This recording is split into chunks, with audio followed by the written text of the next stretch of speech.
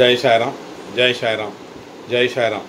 உலகெங்கிலும் இருக்கிற என்னுடைய சாய் சொந்தங்களுக்காக இவ்விதமான கூட்டு பிரார்த்தனைகளை வெற்றிகரமாக நிறைவேற்றுவதற்காக என்னை பெற்ற பெற்றோர்களுடைய வாழ்த்துக்களாலும் நான் வணங்குகின்ற எல்லா தெய்வங்களுடைய பிரதிநிதியாக இருக்கிற நம்முடைய சாய்நாதருடைய பேரருளினாலும் உங்களுடைய பேராதரவினாலும் இத்தகைய பிரார்த்தனைகளை வெற்றிகரமாக நிகழ்த்துவதற்கு முயற்சி செய்து கொண்டிருக்கிறேன். நான் எப்பொழுதுமே அப்படி தான் சொல்வேன். வெற்றிகரமாக நிகழ்த்துவதற்கு முயற்சி செய்து கொண்டிருக்கிறேன் அப்படின்னு சொல்கிறது மட்டும் இல்லாமல் அதற்கு முன்பாக என்னுடைய பெற்றோர்களுடைய வாழ்த்துக்களாலும் அப்படின்னு சொல்லிட்டு தான் நான் ஆரம்பிப்பேன். அதற்கு காரணம் என்னன்னு சொன்னால், பெற்றோர்கள் இல்லாமல் நாம் இல்லை. அதாவது பெற்றோர்களை மதிக்கணும் அப்படின்னு சொல்லி உலகம் எங்கிலும் இருக்கிற நம்முடைய பிள்ளைகள் கூட, இதை பார்க்கிற பிள்ளைகள் கூட அதை அறிந்து கொள்ள வேண்டும், தெரிந்து கொள்ள வேண்டும், பெற்றோருடைய மதிப்பை தெரிந்து கொள்ள வேண்டும் என்கின்ற அவாவினாலே நான் இதை சொல்லிக் கொண்டிருக்கிறேன். அது மட்டுமல்ல, என்னுடைய தாயினுடைய தந்தையினுடைய பாசத்திற்கு நான் என்றென்றைக்கும் அடிமைப்பட்டவன். ஒரு தாய் இல்லாமல் தந்தை இல்லாமல் நாம் வந்திருக்க முடியாது. அதாவது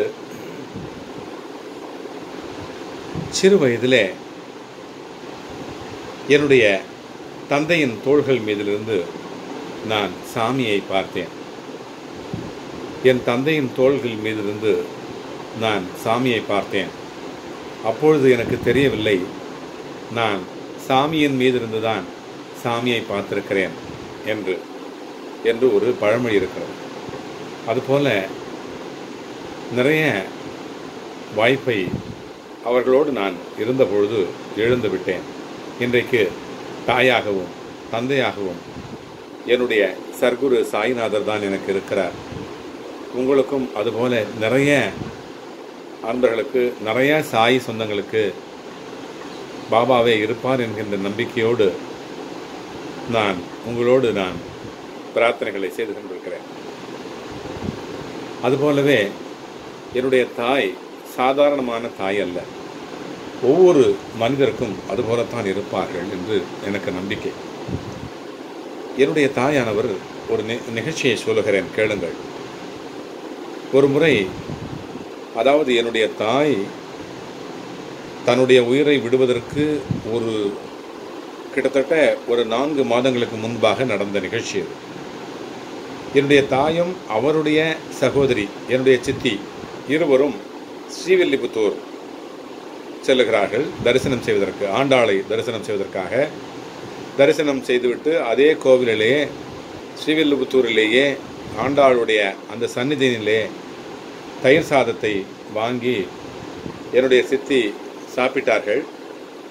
தன்னுடைய சகோதரியான, தன்னுடைய தமக்கையான என்னுடைய அம்மாவுடைய மடியிலே படுத்து கொண்டார்கள். ஆலயத்திலேயே நெஞ்சு வலிக்கிறது என்று சொன்னார்கள். சொன்ன கிட்டத்தட்ட 10 நிமிடங்களிலேயே என்னுடைய தாயாருடைய மடியிலேயே என்னுடைய சித்தி உயிரை விட்டு விட்டார்கள், அதே ஆலயத்திலே. அப்பொழுது என்னுடைய தாயாருக்கு வயது 85. அந்த வயதிலே அவரால் தன்னந்தனியாக தன்னுடைய சகோதரியினுடைய பிணத்தை வைத்துக்கொண்டு என்ன செய்ய முடியும்? நான் வாழ்வது சென்னையில். நாங்கள் அனைவரும் இருக்கிறோம் இங்கே, பெரிய கூட்டமாக, பெரிய சொந்தங்களாக. அவருக்கு, என் சித்திக்கு 3 குழந்தைகள், 4 குழந்தைகள். யார் இருந்தும் என்ன செய்தும் அவர்களை ஒன்றும் செய்ய முடியவில்லை. தன்னந்தனியாக என்னுடைய தாயார் அவரை வைத்துக்கொண்டு தவிக்கிறார்.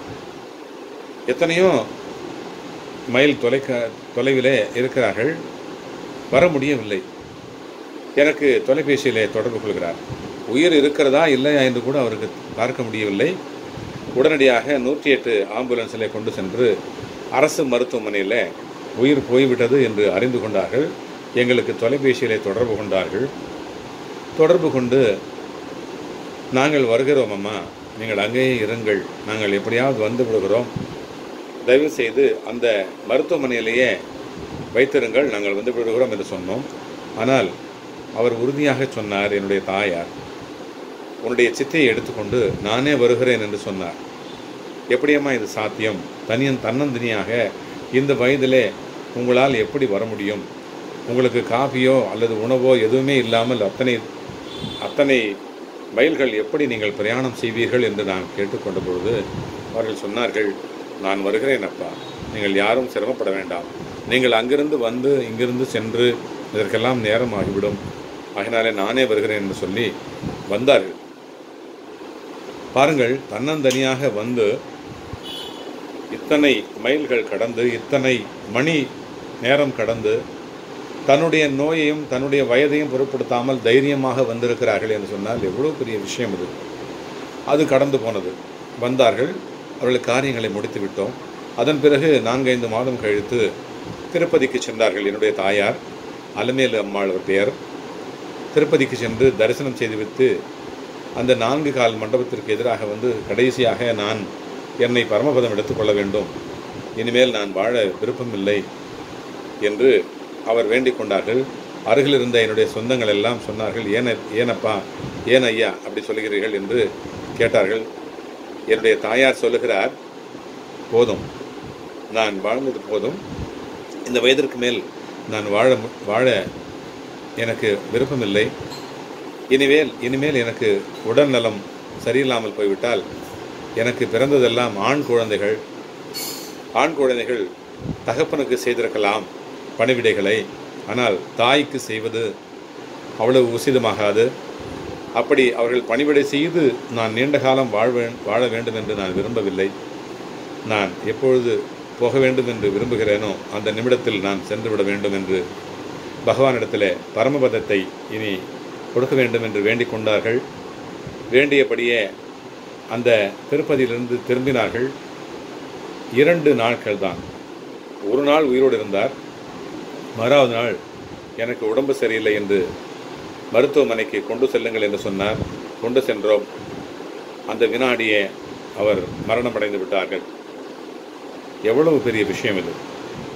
எங்களுக்கும் தொல்லை இல்லாமல், அவருக்கும் தொல்லை இல்லாமல், தானும் அவதிப்படாமல், தான் கேட்டபடியே பரமபதத்தை தன்னுடைய பகவானிடத்தில் சென்று சேர்ந்தார். அவர் யாரை கும்பிட்டார் என்று சொன்னால் பெருமாளை கும்பிட்டார்.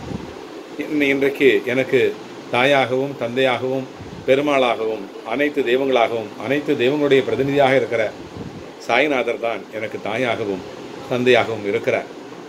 ஆகவே தாய் தந்தனுடைய பெருமையை தெரிந்து கொள்ள வேண்டும் இளைஞர்கள் யுவதிகள் என்கின்ற ஒரு காரணத்தினாலும் எனக்கு அவர்கள் மேல் இருந்த பற்றினாலும் நான் அவருடைய பெயர்களை சொல்லிக்கொண்டே இருக்கிறேன். நீங்களும் கூட உங்களுக்கு தாய் இல்லாமல் யார் இருக்கிறீர்களோ, தந்தை இல்லாமல் யார் இருக்கிறீர்களோ, அவர்கள் அனைவருமே சாய்நாதரையே அவருடைய பெயரை சொல்லுங்கள். நீங்கள் கண்டிப்பாக தாயையும் தந்தையும் பெற்ற பாக்கியத்தை பெறுவீர்கள் என்று சொல்லி நம்முடைய தாயாகவும் தந்தையாகவும் இருக்கிற சாய்நாதரை வணங்கி என்றென்றைக்கும் ஜெய் சாய்ராம் என்று சொல்லி முழங்கி அவர் புகழை சொல்லி என்றென்றைக்கும் புகழோடு இருப்போம். ஜெய் சாய்ராம், ஜெய் சாய்ராம், ஜெய் சாய்ராம்.